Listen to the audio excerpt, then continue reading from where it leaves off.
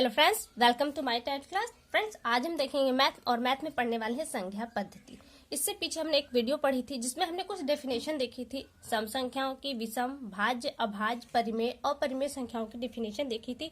और मैंने ये कहा था कि इससे रिलेटेड कुछ प्रश्न आपके एग्जाम में आते हैं, तो आज मैं उन प्रश्नों को लेकर आई हूँ। तो आइए स्टार्ट करते अपनी वीडियो, देखते हैं इन प्रश्नों को।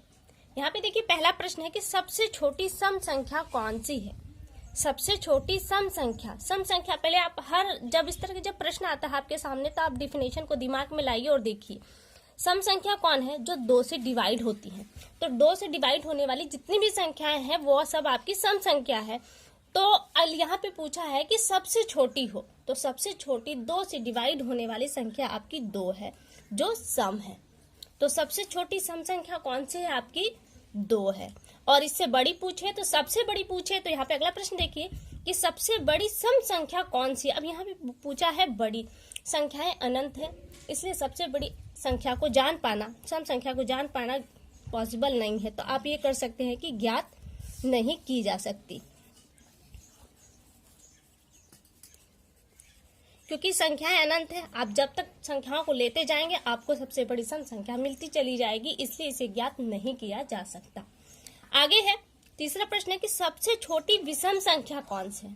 अब विषम संख्या की डेफिनेशन थी कि जो संख्या 2 से डिवाइड न हो वो आपकी क्या होगी, विषम संख्या। तो सब छोटी विषम संख्या कौन होगी जो 2 से डिवाइड न हो, तो यहाँ पे आपका आंसर हो जाएगा 1।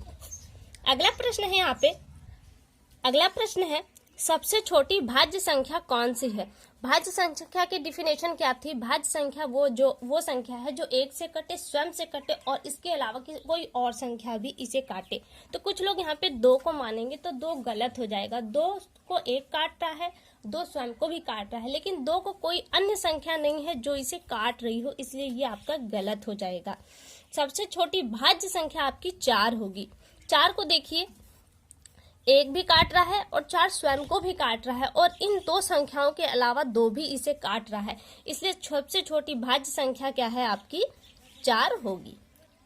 अगला प्रश्न है कि सबसे छोटी अभाज्य संख्या कौन सा है। अभाज्य संख्या की डिफिनेशन है कि वो 1 स्वयं से कटे, 1 से कटे और कोई अन्य संख्या उसे न काट सके। तो सबसे छोटी है यहाँ पे, तो सबसे छोटी अभाज्य संख्या आपकी 2 होगी। कैसे होगी, 2 को 1 तो काटेगा और स्वयं भी 2 को काटेगा, लेकिन इस 2 को कोई तीसरी संख्या काटने वाली नहीं है, इसलिए यहाँ पे सबसे छोटी अभाज्य संख्या 2 होगी। जबकि भाज्य संख्या में आपकी 4 होगी, क्योंकि एक संख्या को काटने के लिए कम से कम 3 अंक होने चाहिए, एक तो वो स्वयं और कोई अन्य संख्या। तो यहाँ पे आपको देखिए, अभाज्य संख्या में 1 काट रहा है, स्वयं संख्या उसे काट रहा है, लेकिन कोई तीसरी संख्या नहीं काट रही, इसलिए सबसे छोटी अभाज्य संख्या आपकी 2 होगी। अगला प्रश्न देखिए, अगला प्रश्न है यहाँ पे सबसे छोटी सम अभाज्य संख्या कौन सी है। देखिए प्रश्न, सबसे छोटी है वो सम भी है और अभाज्य भी है। सबसे छोटी, पहले आप सम संख्या देखिए कौन सी है। सबसे छोटी सम संख्या आपकी 2 है। और अभाज्य संख्या कौन सी है, सबसे छोटी अभाज्य संख्या आपकी 2 यहाँ पर मिली है। ये 2 क्या है, सम भी है और अभाज्य भी, तो यहाँ पे इसका आंसर हो गया 2, यानी कि सबसे छोटी सम अभाज्य संख्या क्या है, आपकी 2 है। अगला प्रश्न देखिए, 2 अंकों की सबसे छोटी अभाज्य संख्या क्या है। 2 अंकों की होनी चाहिए और वो सबसे छोटी होनी चाहिए। तो हम 9 के बाद जब काउंटिंग स्टार्ट करते हैं तो 10 आता है, और 10 क्या है, आपका भाज्य संख्या है और सम संख्या दोनों ही है वो। और हमको क्या लेना है, यहाँ पे आपकी अभाज्य संख्या देखनी है। अभाज्य संख्या जो केवल स्वयं से और 1 से डिवाइड हो, किसी और से डिवाइड नहीं हो। तो 11 आपकी वो संख्या है जो केवल स्वयं से और 1 से डिवाइड होगी, किसी तीसरी संख्या से डिवाइड नहीं होगी। और तो सबसे छोटी और 2 अंकों की संख्या क्या होगी, आपकी 11।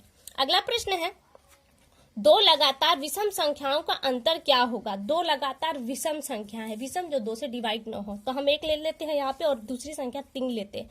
तो इन 2 अंकों का अंतर क्या है, 2 आएगा, आपको अंतर मिलेगा। तो हर विषम संख्याओं का अंतर आपको 2 मिलेगा अगर वो क्रम से होंगी, और यही अगर विषम न हो के सम संख्याएं हो लगातार, तो भी उन संख्याओं का अंतर आपको 2 ही मिलेगा। अगला प्रश्न है, प्रथम 2 अभाज्य संख्याओं का योग क्या होगा। प्रथम अभाज्य संख्या कौन सी है, आपकी 2, और लगातार है, तो 2 के बाद देखिए 3, ये भी आपके अभाज्य है। 2 और 3 को केवल 1 काटेगा, या तो स्वयं अपने आप को ये संख्याएं काटेंगी, कोई तीसरी संख्या इसे नहीं काटेगी। तो ये क्या हो गया, आपकी 2 प्रथम अभाज्य संख्याएं हैं। और पूछ रहा है कि इन दोनों का योग कितना होगा, तो इन दोनों का योग 5 होगा अगर आप इन्हें जोड़ देंगे तो। ठीक है, अगला देखिए, अगला है निम्न कौन सी संख्या परिमेय है। 3/4, करने में 11/2, करने में 3/2 और पाई। परिमेय संख्या क्या थी जिसे हम स्केल पर दिखा सकते हैं। आप करनी को स्केल पर नहीं दिखा सकते, आपका बी और सी तो गलत हो गया। पाई अपने आप में एक प्रश्न बनकर आता है कि परिमेय है या अपरिमेय, तो परिमेय ये संख्या क्या है, आपकी अपरिमेय है। तो ये भी कट गया, आपसे पूछा है परिमेय संख्या, तो आपका बचा केवल 3/4। 3/4 आपकी परिमेय संख्या और इसे हम स्केल पर दिखा सकते हैं। आज की वीडियो का ये लास्ट प्रश्न हमने ले लिया है। 10 और 20 के बीच कुल अभाज्य संख्याएं कितनी होंगी, 2 होंगी, 3, 4 या 5। 10 और 20 के बीच यानी कि 10 से आप अभाज्य संख्याओं को काउंट कीजिए। अभाज्य संख्याएं कौन कौन सी हैं आपकी, 11 होगी, फिर 13 होगी, 14 आपकी भाज्य है, 15 आपकी भाज्य है, 16 भी आपकी भाज्य है, फिर आपकी 17 संख्या है जो अभाज्य है, 18 के बाद आपकी 19 अभाज्य है और 20 यहाँ पे आपको दिया है। तो कुल कितनी अभाज्य संख्याएं आपको मिली, 4 अभाज्य संख्याएं मिली। तो ऑप्शन कौन सा सही है, यहाँ पे ऑप्शन सी आपका सही है।